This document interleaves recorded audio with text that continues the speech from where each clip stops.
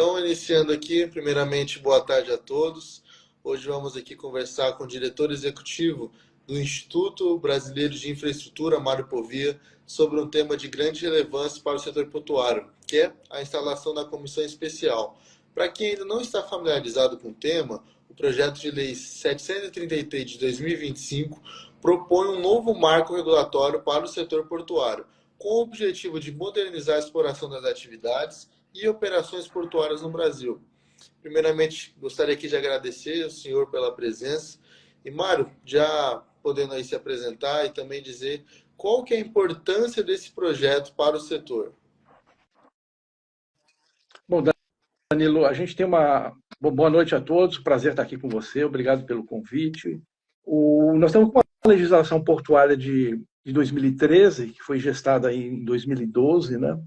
E, na verdade, já oriunda de uma medida provisória de 2012, a MP 595. E nós temos algumas questões aí importantes para tratar: a relação capital-trabalho, algo a incorporar na legislação para dar uma dinâmica diferente, principalmente para a aprovação de investimentos enfim, dar respostas mais rápidas aí à crescente demanda por infraestrutura de transportes, particularmente portuária. Então, ela vem num bom momento, né, de uma possibilidade de termos uma legislação mais moderna, e a ideia é sim, como você colocou, de termos aí uma comissão especial, até porque, como você sabe, temos muita pauta no Congresso, né, e a gente, se não andar rápido com isso, corre o risco de não conseguirmos, enfim, converter isso em lei aí nos próximos meses. Com certeza. Né? E em março de 2024 foi criada a Comissão de Juristas para a Revisão Legal da Exploração de Portos e Instalações Portuárias, a CEPORTOS, por então iniciativa do presidente da Câmara dos Deputados, Arthur Lira, e a comissão foi presidida pelo ministro Douglas Alencar, do Tribunal Superior do Trabalho, e teve como relator o desembargador Celso Ricardo Pio Furtado de Oliveira, do Tribunal Regional do Trabalho. E o principal objetivo dessa comissão, né, de juristas, foi elaborar o projeto de lei 733 de 2025, que propõe, entre várias, né, dessas medidas, o fortalecimento do Ministério de Portos e Aeroportos nesta formulação de políticas públicas para o setor, a ampliação das competências da ANTAC e das autoridades portuárias na gestão dos portos. Como que o senhor avalia o trabalho realizado por essa comissão?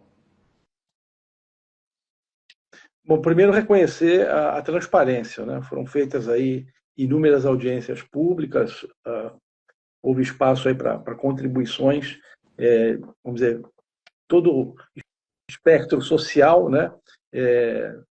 Seja do setor, sejam associações, sejam empresas, trabalhadores, enfim, o próprio governo foi chamado também a participar disso tudo. Então, trabalho muito bem conduzido, com muita transparência, por gente competente, é um grupo enorme. Havia ali representantes da agência reguladora, havia ali representantes do Tribunal de Contas, né? Advogados de renome, enfim, muita gente que lida e labuta com o setor portuário no seu dia a dia.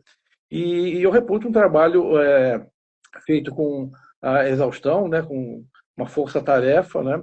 E nós temos, é claro, algo a ser lapidado, algo que carece de ajustes, né? Ninguém vai fazer algo ideal, né? Sempre a opinião pessoal de cada um vai permitir ali algum aprimoramento, alguma contribuição, mas eu diria que no conjunto da obra, né, temos ali medidas muito positivas, né, e que foram acatadas. O próprio Frente Parlamentar, o próprio IBI, fez contribuições, uma série de contribuições, muitas delas acatadas, e eu reputo, sim, nós podemos dar um passo adiante aí, em termos de ter uma governança melhor das autoridades portuárias, respostas mais céleres para investimentos, né, quiçá um licenciamento ambiental mais expedito com uma visão mais holística, enfim, contrato de gestão, que eu acho que seria um divisor de águas para o setor, né, tornando uma agenda mais de Estado do que uma agenda de governo. Acho que tem campo bom aí, Danilo. Não, sim, com certeza. Um debate, inclusive, o presidente Arthur Lira trouxe ao parlamento foi a questão das agências reguladoras, né? Inclusive, você foi diretor da ANTAC, então várias agências reguladoras hoje têm um papel muito importante no setor, né?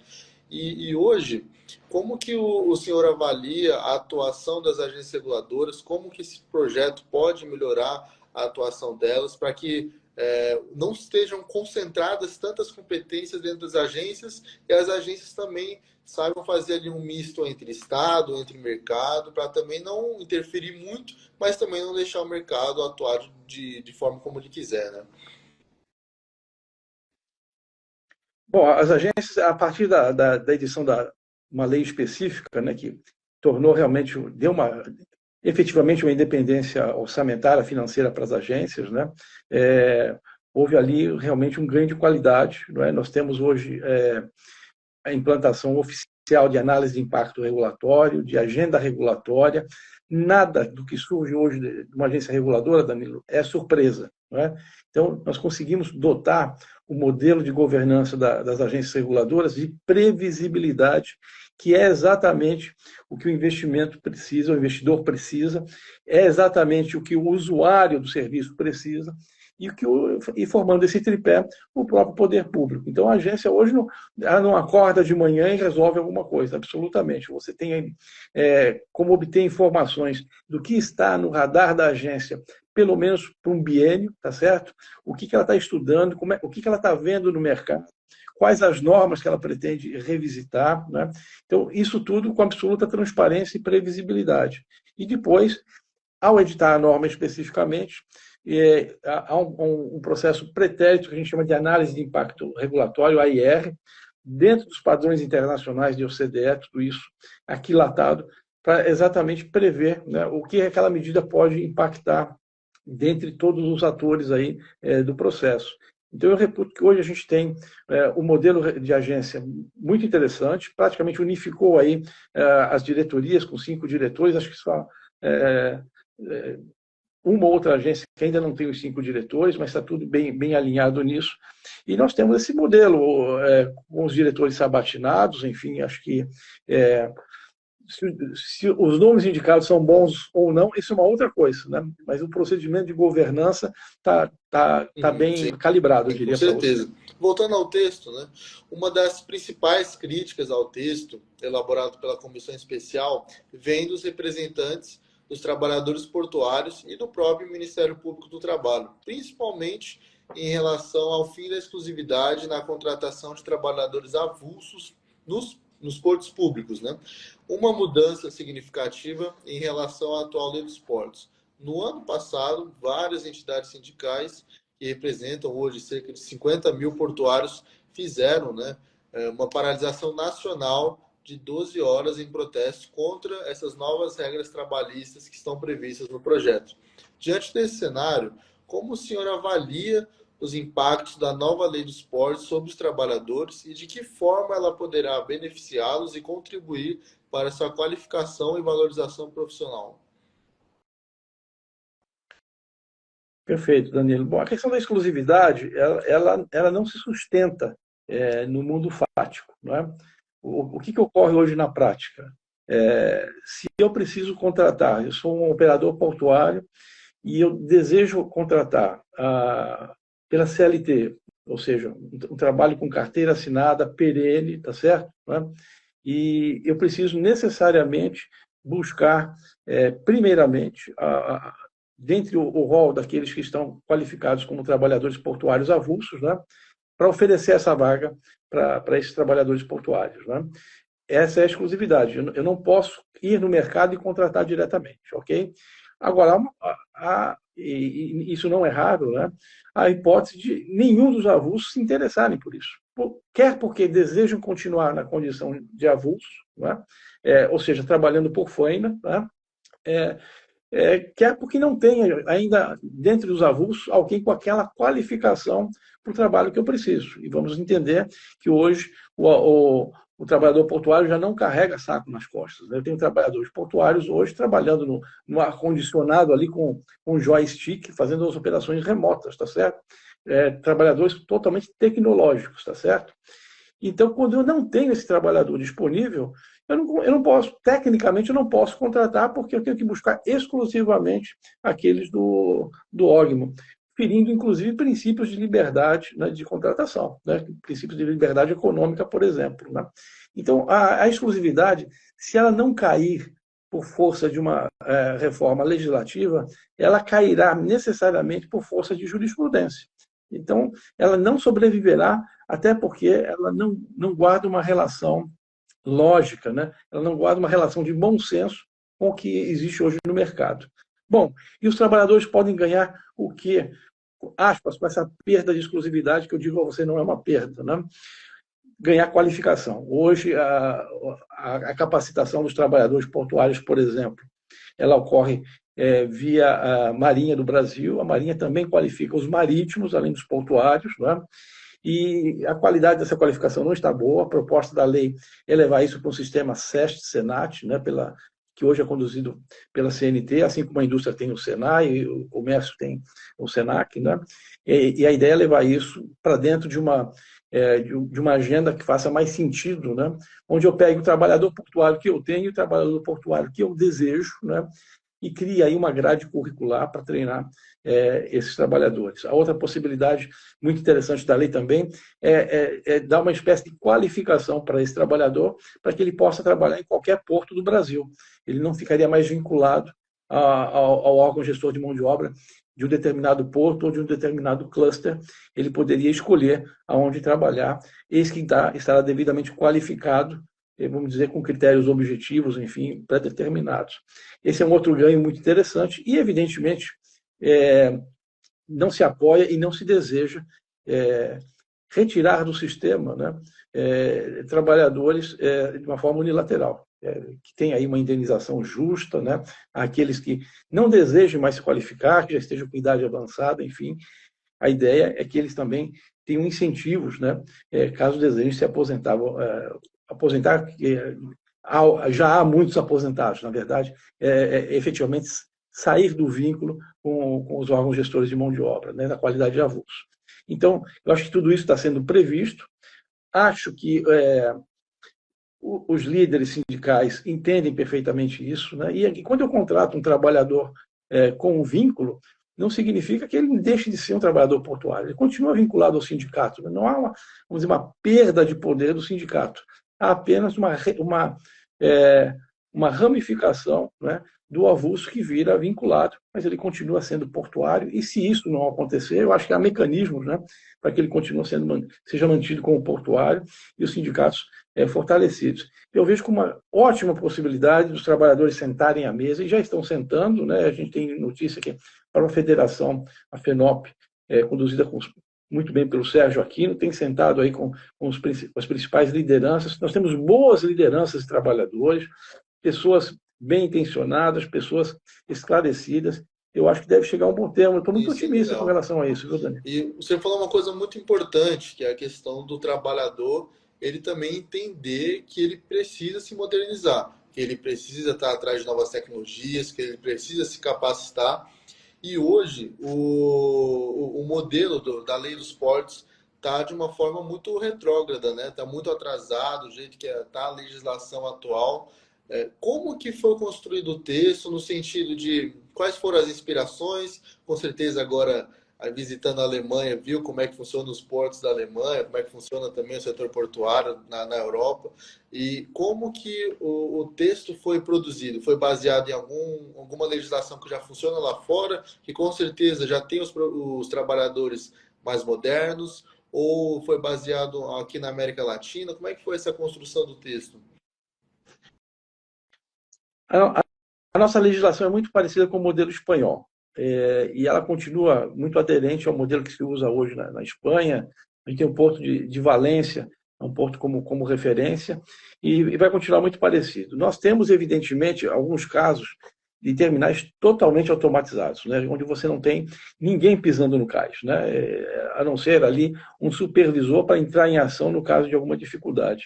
Não é isso que se pretende colocar no Brasil, essa automação imediata, né? A gente continua com o modelo com o trabalhador no cais, mas a ideia, sem dúvida nenhuma, é estimular a descarbonização, portanto, tirar tudo aquilo que queima óleo diesel, que queima combustível fóssil da beira do cais, eletrificar o cais e buscar eficiência, né? Essa eficiência ela vem, sim, da busca de novas tecnologias, com inovação, mas também vem de uma qualificação do trabalhador portuário.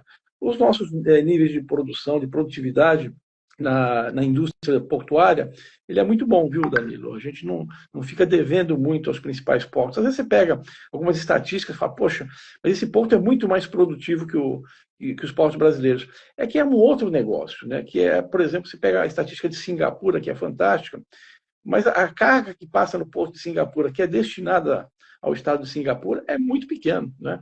São portos de passagem, que a gente chama de transbordo, né? As cargas são simplesmente colocadas no pátio e realocadas em outras embarcações ou, enfim, em outro modal para serem distribuídas. O Brasil tem uma característica diferente, né? Além de termos as cargas nacionais de cabotagem, né, que tem origem e destino no mesmo porto brasileiro, no longo curso, a gente tem todo um processo de alfandegamento vinculado, né? Ou seja, nós temos uma estadia de pátio muito maior por sermos os destinatários ou os embarcadores dessas cargas. É uma peculiaridade que se compara com outros portos do mundo que existem, tem essa mesma característica, cuja produtividade está alinhado com os nossos portos. Então, a gente está muito bem dentro dos portos. Talvez o nosso principal desafio hoje seja ainda a burocracia e também essa questão de acesso, né? Seja o acesso por água, seja os acessos por ferrovia e por rodovia. Isso está tirando o sono de muita gente, porque o Brasil não para de crescer, né? A característica que o Brasil tem de ser um grande produtor de commodities, um agronegócio fantástico, né? E a própria questão geoeconômica do país, né? Com disparidades regionais, né? Produzindo essas commodities em longas distâncias, né? Nós não vamos ter sossego com infraestrutura portuária ou de transporte no Brasil por décadas, né? A nossa missão, eu diria a você, é mitigar, né, as dificuldades, mas o Brasil sempre terá problemas, nós não temos solução de curto prazo, nós temos que enfrentar isso e temos que ter exata consciência, né, de que o cenário é desafiador, então tem muita inspiração, mas sobretudo muita transpiração para a gente enfrentar esse problema. Com certeza.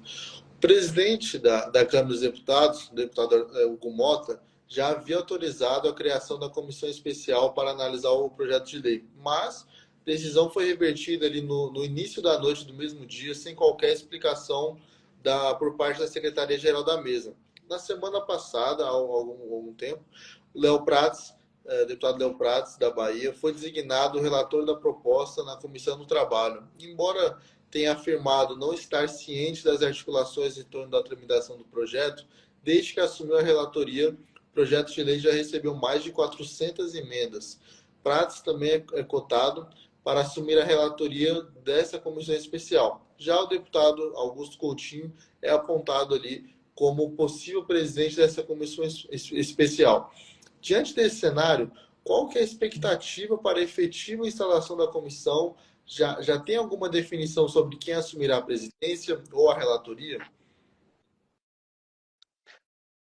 Não, pelo menos eu não tenho essa informação. A nossa expectativa é que, sim, seja convolado na comissão especial, é importantíssimo isso. Exatamente, você sabe bem disso, Danilo, para dar celeridade, né, para dar objetividade e não passar por todas as comissões. Você já viu que esse número de emendas aí já é sintomático, né? E a ideia não é fazer atropelos, absolutamente. É ter uma discussão, mas uma discussão mais objetiva. E o que a gente acredita, né, no Instituto e na frente parlamentar é que o melhor modelo seria através da comissão especial, até porque já está no DNA dessa iniciativa, né, a comissão de juristas. Acho que faz muito mais sentido e é muito mais aderente, né, ao modelo buscado pelo deputado Arthur Lira, né, de ter a comissão especial. O que a gente espera é que realmente essa decisão seja mantida, né, daquele despacho anterior, e a gente tem a comissão especial cuidando disso. Isso eu reputo como primordial para a gente ter um bom andamento e uma boa discussão da matéria. Com certeza. Nessa última semana, nos últimos meses, a gente vem debatendo diversos projetos de infraestrutura. Inclusive, na pauta de hoje do plenário da Câmara dos Deputados, tem o PL 7063-2017, que é o marco legal das parcerias público-privadas e concessões. Projeto esse muito importante, inclusive, para o setor portuário também. Então, a gente vem discutindo, o próprio governo, junto com as empresas, junto com o setor privado, já vem incentivando ali esse debate sobre projetos da área de infraestrutura. Como que o senhor avalia essa crescente vinda ali de projetos, né, de revisões legislativas para ambas as casas, né, tanto para a Câmara quanto para o Senado? Espere das PPPs deve voltar ao Senado ainda para uma revisão, e o projeto também da Lei dos Portos, após a aprovação na Câmara, também terá que ir para o Senado. Como que o senhor avalia o setor de infraestrutura no geral e como que o parlamento pode contribuir para o melhoramento, o aprimoramento do setor de infra? Então, Danilo, isso é sintomático, né? O fato da gente estar revendo a lei de parcerias, né? A lei das concessões, né? E a lei dos portos, é porque há uma demanda efetiva, né, por mudanças, né? Hoje, no setor portuário, se você tem aí um projeto estruturado para movimentar determinada carga e você opta por ir para um determinado porto, né, você tem que esperar de 2 a 3 anos a licitação dessa área. O que é humanamente impossível isso, né? Você esperar uma demanda batendo na tua porta, né? A dinâmica da iniciativa privada, né, exige, né, respostas mais rápidas do setor público. Não é? Então, é desse inconformismo ou dessa necessidade premente que nós temos de agilizar esses processos, mesmo em relação ao licenciamento ambiental, não é? É que vem essa pressão por legislações que tenham aí, vamos dizer, uma válvula de escape para esse tipo de problema. Então, você vê, nós temos pouquíssimas parcerias público-privadas em âmbito federal. Não pegou. O fato é notório. Não tem um número expressivo de parcerias federais. E por que não tem? Eu acho que é uma reflexão que se fez e se tenta agora, com o ajuste legislativo, buscar isso, né? E fundamental que a gente tenha Tribunal de Contas junto, né, o próprio Poder Judiciário, entendendo este processo, né? A necessidade que nós temos. Nós não temos dinheiro público para fazer frente aos investimentos de infraestrutura. Isso não é de agora, não. É de 15, 20 anos atrás. Tivemos aí um lapso ou outro onde o orçamento está um pouco mais favorável, mas nós não vamos fazer, não vamos conseguir investir em percentual de PIB, o que qualquer país minimamente com as mesmas características do Brasil investe. Então, a nossa necessidade é de colocar capital privado nesses investimentos e fazermos, para isso, bons contratos. E, para isso, temos que ter modelos de governança que nos possibilitem fazer essas parcerias. Não é? É claro que, olhando para o retrovisor, o cenário não é bom. Nós tivemos muitas operações aí da Polícia Federal, muitos escândalos, mas nós não temos outra alternativa, Danilo, se não olhar para o para-brisa, né, e ver que o caminho é esse. Então, nós temos que corrigir, tá certo? Eventuais distorções, mas nós não temos outra alternativa senão colocar o setor privado nesse jogo.